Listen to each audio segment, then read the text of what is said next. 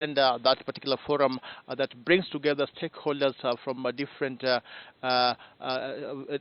quarters within the government, and of course other departments, the non-governmental organizations who are expected to participate in that public participation forum for the Huduma number. We understand that the regional commissioner for Kisumu is also expected to be part of that meeting today, that is expected to take place here in Kisumu.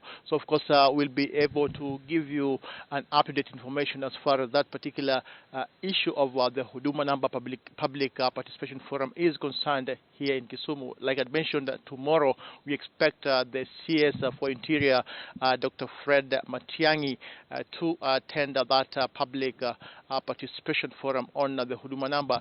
Maybe we'll be able to engage.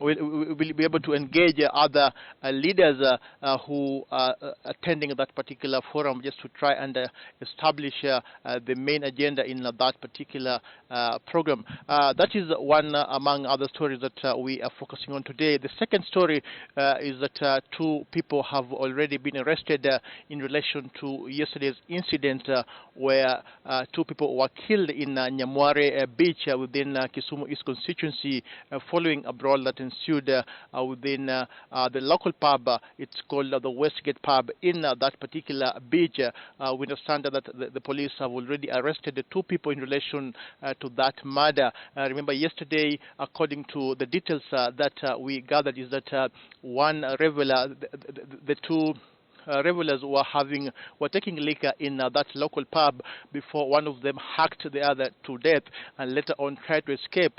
After that, we understand that the irate mob did pounce on him and of course beat him to death. So the police have already arrested two people in connection to that particular incident, and of course we'll be able to give you an up-to-date information as far as that particular story is concerned within the Kisumu East constituency, the murder that occurred yesterday evening at around 4:30 p.m. So that is the second story that we are also focusing on. The third story, the last and the third story, of course, you're trying to get hold of the Speaker of Kisumu County Assembly to comment on many issues, among them remember yesterday we did interview a cross-section of MCAs who did say, in quotes, that the County Assembly of Kisumu has been gagged by the executive, meaning that they are not able to play their oversight role.